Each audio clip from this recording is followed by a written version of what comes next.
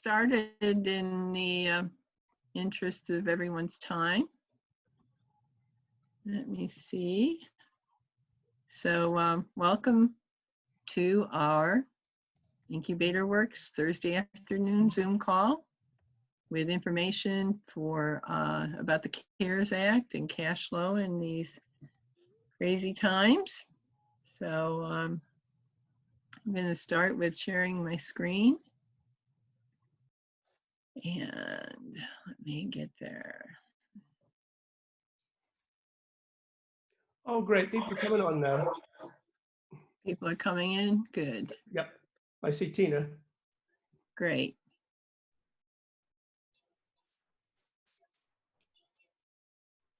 Okay. I didn't share. Okay, that's good. Is it? Yep. Okay. It's giving me a different view. I'm still seeing, but you guys are seeing the PowerPoint clearly? Yeah, it's the edit view, but that's fine. Well, let me get the, let me do it one more time. All right. There you go. That's now we're good, right? Yes. Okay. Okay. So, like every week when I start out, last week, I thought I was going to be talking about focusing just on cash flow. And then with people starting to get the PPP money, it became rapidly clear that instead of talking about cash flow, we needed to get the rules for forgiveness out there, at least what we know so far, and help people start using that to plan their cash flow, especially between now and June 30th, which is only 10 weeks away.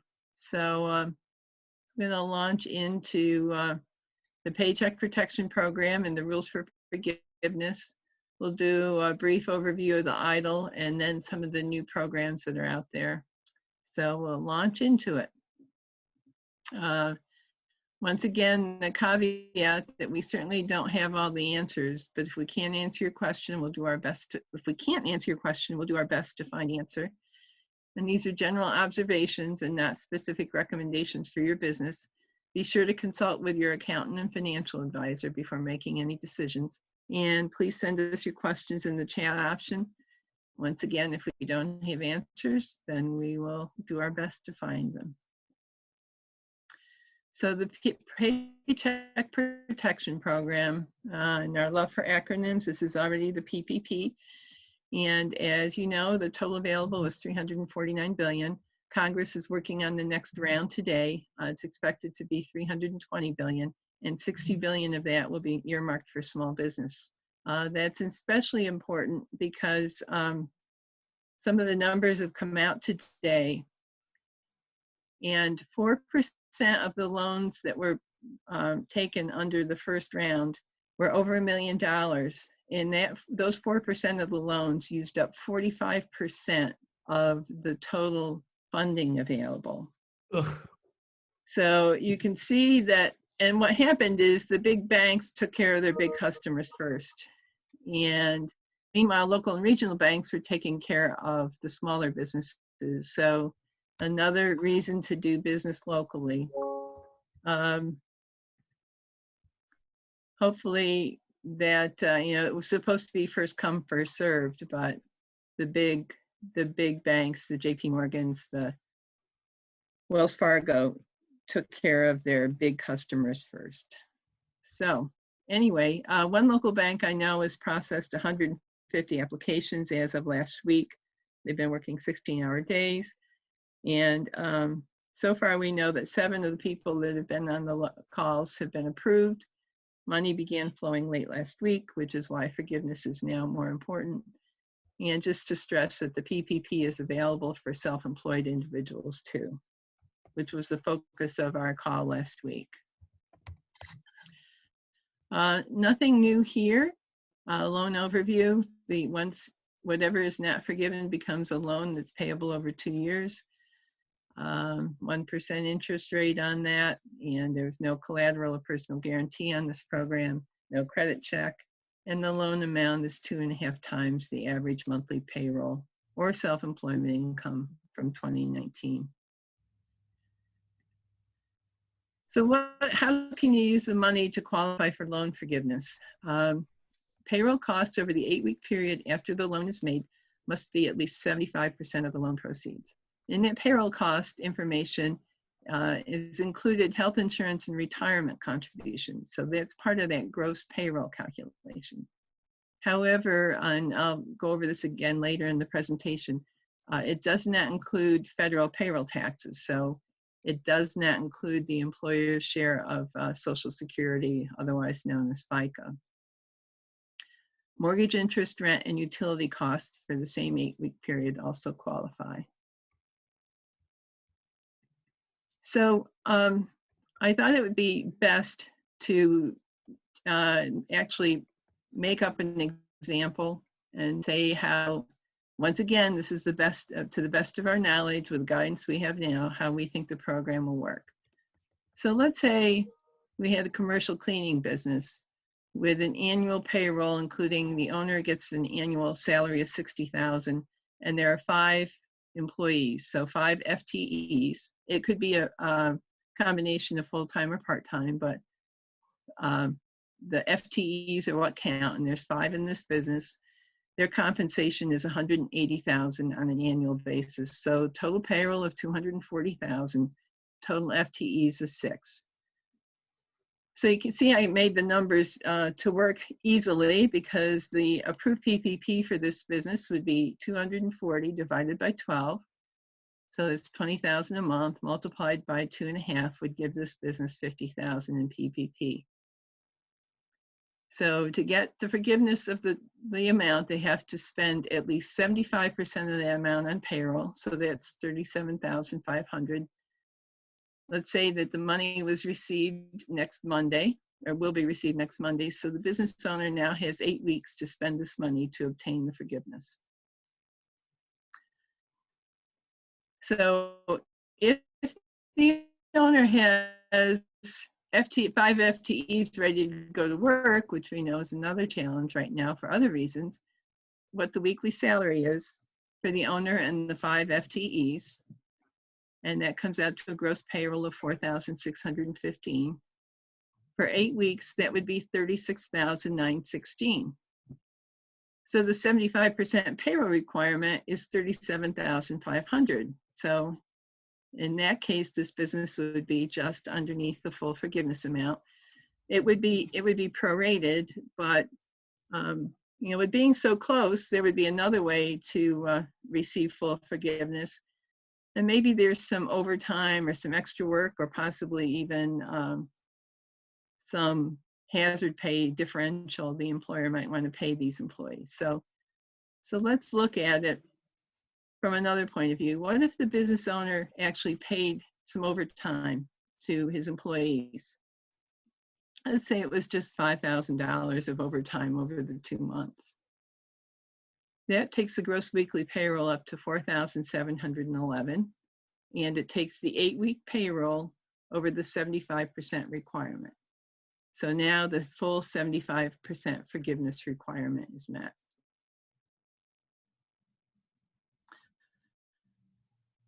So along with the 75% of the payroll, you also have the FTE requirement, and that is that you calculate this fraction of the FTEs during the period compared to a comparable period either a year ago or just before the pandemic. And that fraction is calculated by taking the numerator is the average number of FTEs during the 8-week covered period. So I've made this calculation easy because I assume all 5 FTEs are working for the full 8-week period. Obviously, if that weren't the case, you'd have to calculate the average. The denominator can be either the average number of employees from February 15th of 2019 to June 20th of 2019, so basically a year ago. And what a different world it was a year ago. Or the denominator can be the average of number of employees from January 1st of 2020 to February 29th of 2020. So what's that look like for this business? So in our example, we have 6 FTEs from start to end of the 8-week period. So that makes that average easy. For the denominator, we compare to get the lowest number. And let's say in this business, the average FTEs a year ago were 6. But maybe the average FTEs at the beginning of this calendar year were 7 because business was good and they were ramping up for some additional work. So in this case, it's better to use the lower number for the denominator.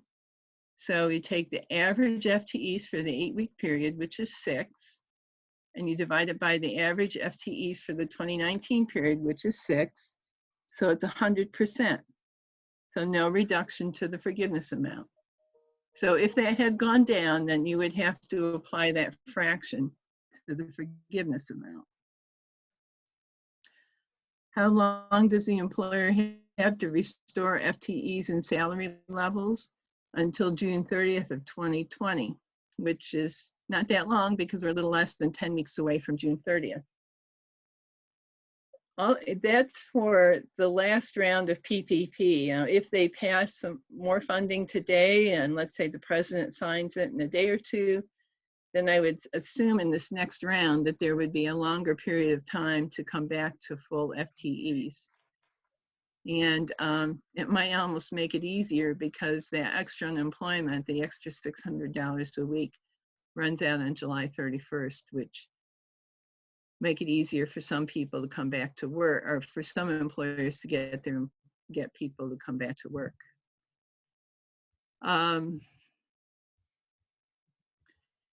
Obviously, I've used easy numbers here, and it's critical for any business owner to take their actual numbers and their expectations and their cash flow. And the best thing is to build a spreadsheet and model it and run some different things of what makes the most sense of when to bring people back and how much to pay them.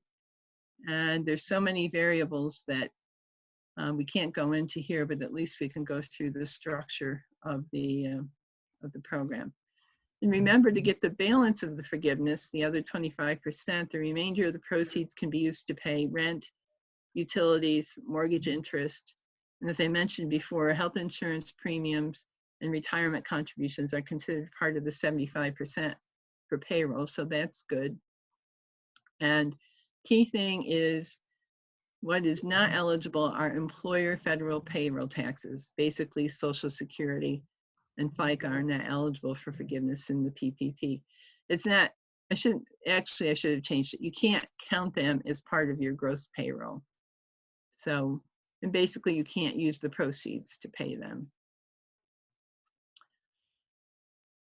So, and I think one other thing to add at this point is that whatever is not forgiven becomes the loan, and that loan process will go through at the end of the 8 weeks. It looks like banks will probably have a couple months to review it before it actually becomes a loan subject to the whole 1% interest rate and the 2-year payback. So questions, especially about the forgiveness part of the PPP.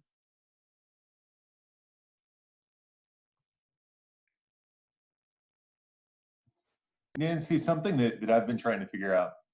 So we have this June 30th date by which employment needs to be restored. And so that's kind of a snapshot in time. And then you also have this notion of an 8-week period where you can spend money, which that 8-week window opens upon the loan date. It opens up on the date you actually receive the money, yes. Right. Do you know, do companies have any flexibility with their bank in terms of saying we want to schedule the money to arrive on a certain date so that we can get our staff ready to come back here? I think there is. I've heard that in some of the conferences I've attended. I haven't seen any of that in writing. Right. So I wish we had, a banker could probably answer that question for us if they've gotten any guidance. But my understanding is that does make sense to delay getting the funding until you know your people are going to come back to work. But you've got that June 30th that you need to be back to basically full employment. Call it full employment. And I think Congress thought the money was going to get out even faster than it has. So I haven't been able to see the details of what's, we've got to wait for the latest guidance. But with what we know now, that's kind of the framework of the forgiveness provisions. And you're reading the final rule that there are a couple of ways to calculate what's appropriate in terms of full employment. And so it's kind of like doing your taxes, where there are a lot of right ways to do it and a lot of wrong ways to do it, I guess, right? Yeah, it's you've got to figure out what's most advantageous for you. Roger Graves here. Mm-hmm. Hi. Hey, first of all, Nancy, I want to thank you and your team for doing such a pertinent, usable program. I've been on several different programs, and I think the work that you have done with your team is absolutely relevant and easy to follow. And thank you very much for sharing all of your knowledge with us. You're welcome. So I have two questions. I just received a letter from my wealth planning advisor, where I have my retirement account, and this comes from UBS, ultra big Okay. Yeah. company, and what it says here is that payroll costs exclude compensation for employees whose annual salary exceeds $100,000. Are you familiar with that exception on this PPP? Yes, except that you can count the first 100,000. So Okay, fine. if somebody's making 120,000, the equivalent of the 100,000 is eligible for the PPP forgiveness, but not the amount over 100,000. Okay, great. Thank you. And the next question is, I work out of my home, and the question is, do I use the same guidelines I use to file my taxes in terms of apportioning the physical area of my home that's allocated to my office and the expenses of my home that are allocated to my office on a square foot basis? Theoretically, you could do that for your mortgage interest only, because that's the only one that's allowable, because the IRS doesn't recognize you as paying yourself rent.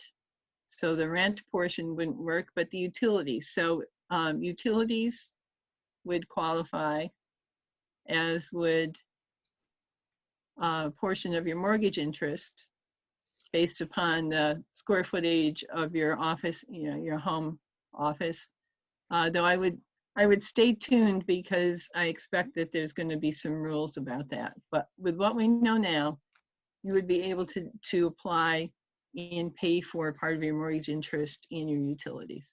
Okay, well, thank you very much. You're welcome. Other questions? Okay.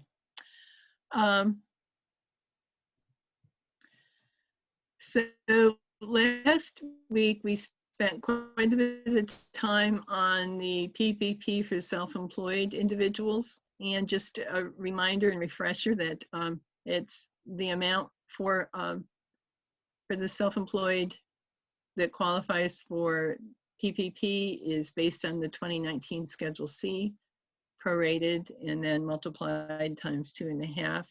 And you might have to prove that you're self-employed with some invoices and bank statements, but not anything difficult there. And the self-employed with no employees, the PPP funds can be used for owner compensation replacement. It's what they call it, since you don't get a salary when you're self-employed. And as of today, forgiveness rules covered earlier apply.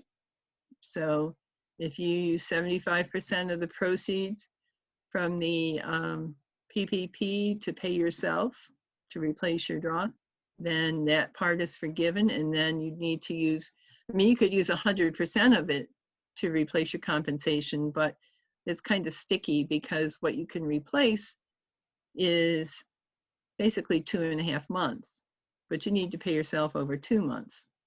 So you will need to use some of that money for rent or mortgage interest or utilities to get the full forgiveness.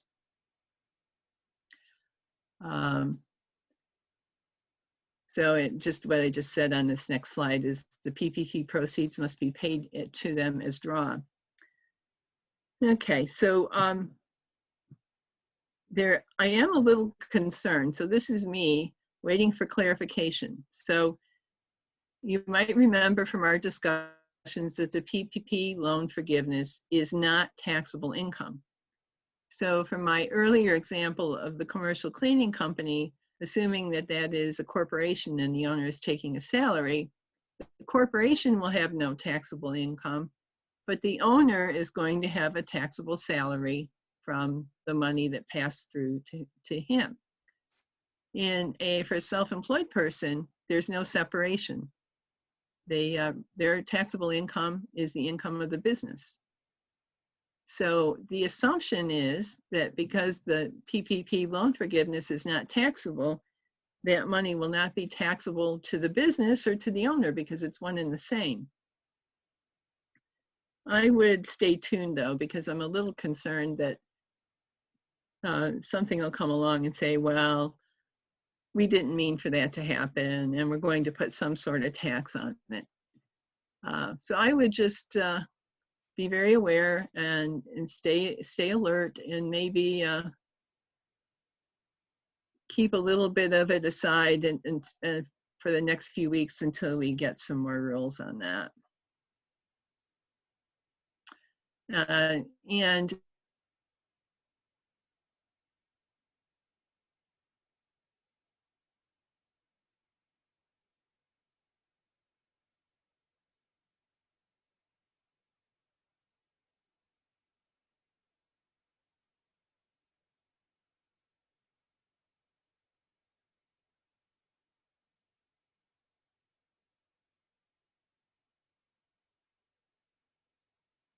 PPP.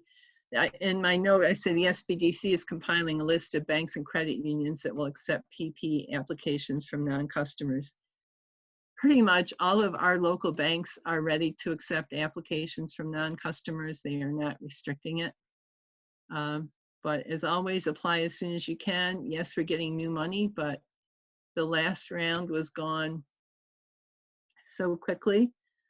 I think there's been a lot of political pressure on the larger companies who took so much out of the first round, like was it Shake Shack, I think is one of the franchises that is now says that they're going to give the money back. And the latest from the SBA is that they can give the money back by May 7th and not suffer any negative impact. So hopefully some of those bigger companies will realize that the money was meant for pretty much for small town and Main Street America and not for big franchise operations. So, and once again, I had to go now, even though we're still waiting for the federal government to approve the next round of funding. And be patient with the banks. They're responding as quickly as they can. So, questions?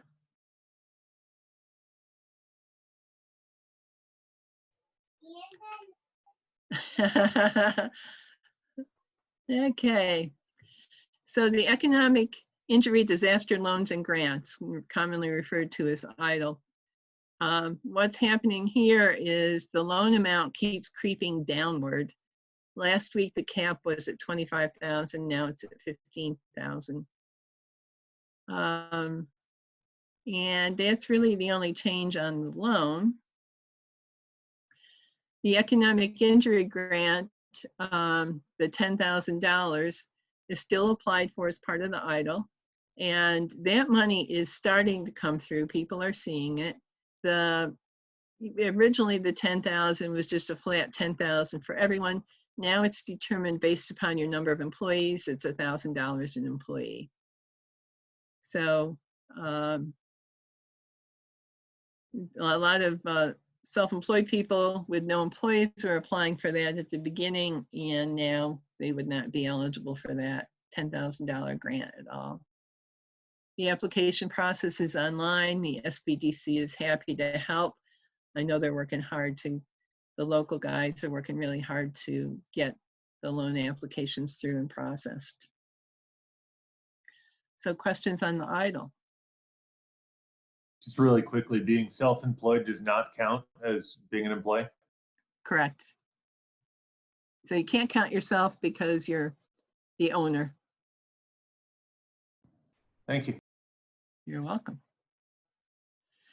The SBA Express Bridge loan, we talked about this last week, talked about it with George Miner from REDEC on the call too. And this might be helpful for some, but the interest rate is a kicker on its prime plus 6.5%. So if it's really needed right now and you're confident then your EIDL and your business coming back and you can't get the PPP, that might be something to do. But some of these other things we're going to cover later would be more helpful if you're in Steuben or Chemung counties. So this is this is on America's SBDC website. It is the SBA Disaster Loan Comparison. It is a great tool. They've been updating it every week. This one, it says as of 4/22. I didn't update I didn't input it back into the PowerPoint. But if you go to that website, you'll see the completed one. Barry, can you pull that up? Do you have that handy on your computer for us? I do. If you can unshare for a second, I can Okay. share it. If you'll pull that up.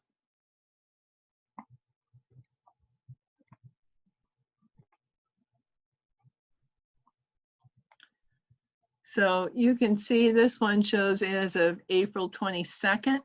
So this was updated yesterday. They seem to be updating it every Wednesday. And this is where, like, if you look at the EIDL, Barry, if you click under the EIDL column on the amount.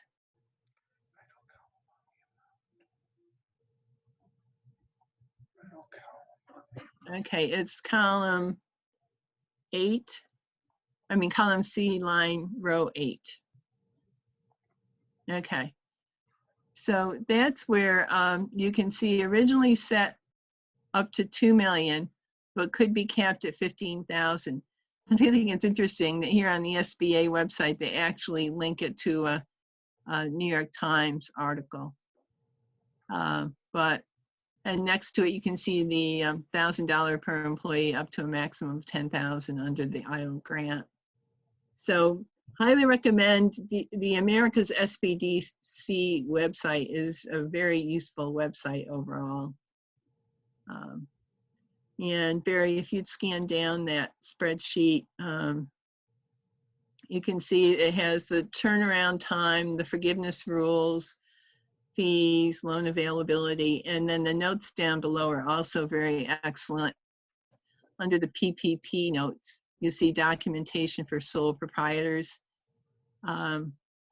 There's good information there, and it refers you to even more detail in the documentation that's required. And also strategic considerations, which are quite good. So, so this spreadsheet is really worth reviewing. Okay, Barry, thank you. That's all right. So let me see if I can get back to sharing my screen easily. Okay, I think I'm back. Barry, is it? Can you see my screen again? Okay, great. Thank you.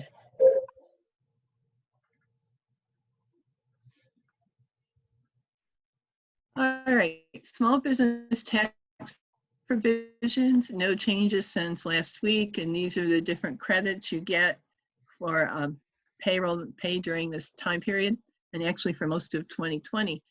They're applicable if you don't get the PPP. So a question we've been asked from the very beginning, which should I do, Paycheck Protection Program or the tax credits? Because it's an either or choice.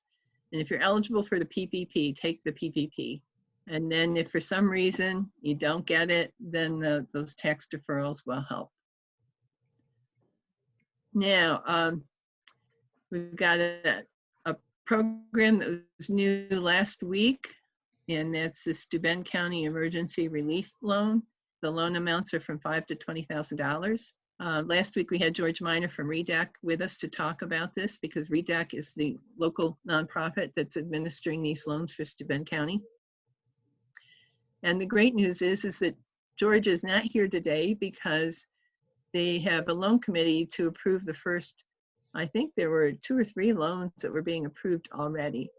And there's 20 in the pipeline. And the good thing is that there's enough money for lots more of these applications. So it's not running out fast. The total fund, I think, is $500,000. And the other benefit in going through REDAC, I didn't put it on here because it's not really something that can promise, but REDAC is also the local organization that does SBA loans. And has the ability for straight SBA loans and SBA guaranteed loans. And so George and Melanie, the REDAC loan staff that have been on our calls before, are actually taking the time to work with applicants and seeing if they're also eligible for one of the SBA microloans, which does 2 things. First of all, it gives, it really leverages both loan funds. And the other thing is, you might remember the SBA loans have a 6-month period right now where the SBA makes the loan payments. So that's a huge help for the businesses that are going to REDAC and working on this program with them. So the Steuben County, to get back to the Steuben County Loan Fund, it's a 30-month loan fund with no payments due for 6 months, 1% interest. You do need collateral and you do need personal guarantee, and the minimum credit score is 620. To be eligible, you have to have a business in Steuben County, employ at least 1 person, not more than 50, provide evidence of revenue loss. In other words, that this pandemic has had a negative impact on your income. You have already applied for an SBA disaster loan or not be eligible for one, so they want to know that you're taking advantage of the programs that can already help your business. And as I said, this is run through REDAC. Now, Chemung County, this is brand new, and the details aren't out yet, but this is what I got from the news stories. It's for eligibility. Chemung County has started an emergency loan program. I think it's $400,000, but I couldn't find. I heard that on one news story, but I couldn't find it in my research. Employ at least 1 person, but not more than 50. So really, a lot like the Steuben County program, and Chemung County is going to work with REDAC to administer the program. And the loan amounts will be from $5,000 to $15,000 according to the news stories.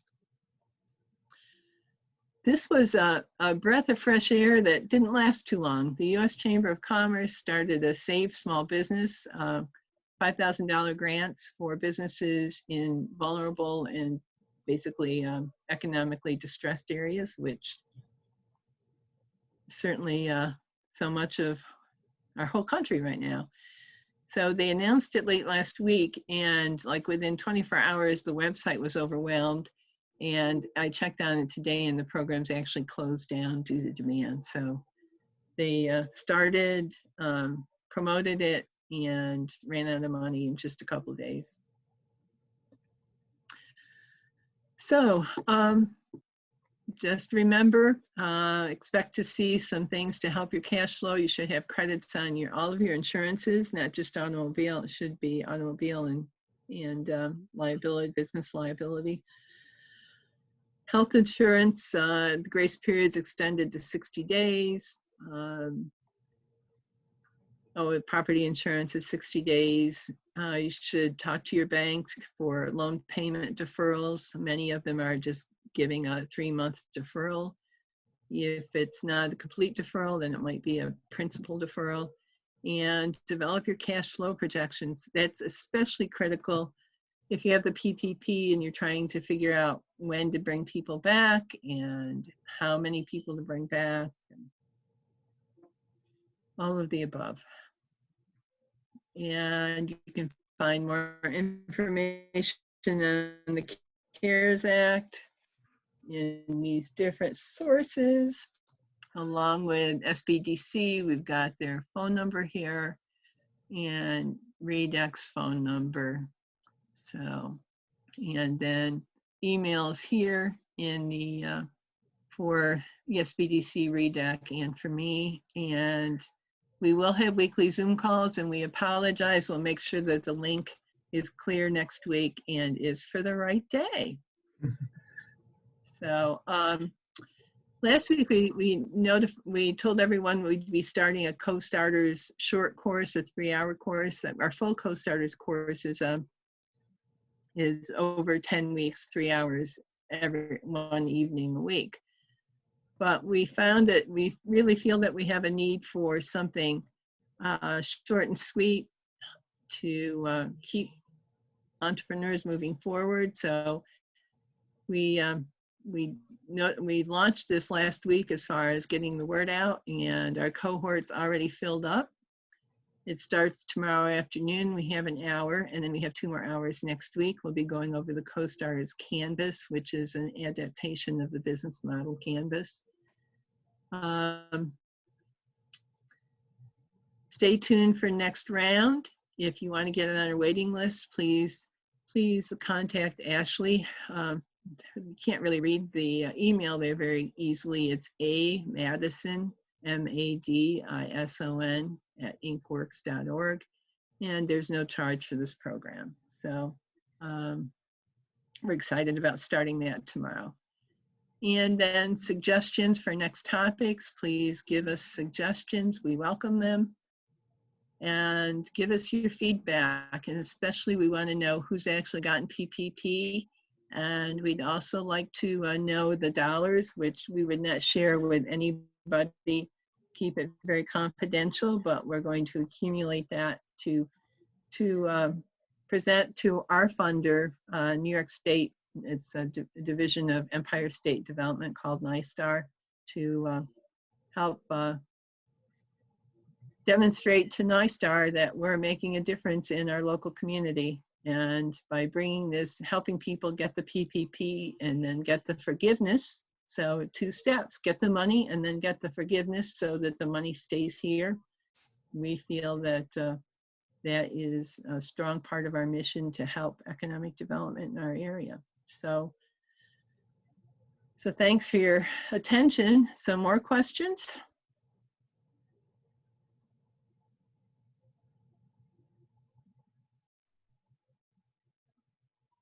Okay. Well, thanks again for your patience in getting to us today. And as you work through your forgiveness listen to that. It sounds like we're all going to church to ask for forgiveness. But as you work through the numbers, if you want to run some numbers by us, please contact us. And then I'll really be watching for the new guidance, and we'll be getting it out again to you next Thursday. So anything else, guys? Ashley, is there anything we should talk about as far as anything for next co-starters or next Facebook? Nope, just moving forward from today's mistake, which was my fault, so I apologize, everyone. We're just going to make it a recurring Zoom meeting so that the Zoom ID will be the same every Thursday until all of this is behind us. All right, well, thank you. Good luck. Please take good care, and we look forward to helping, being part of the team to bring our local economy back. Have a good day.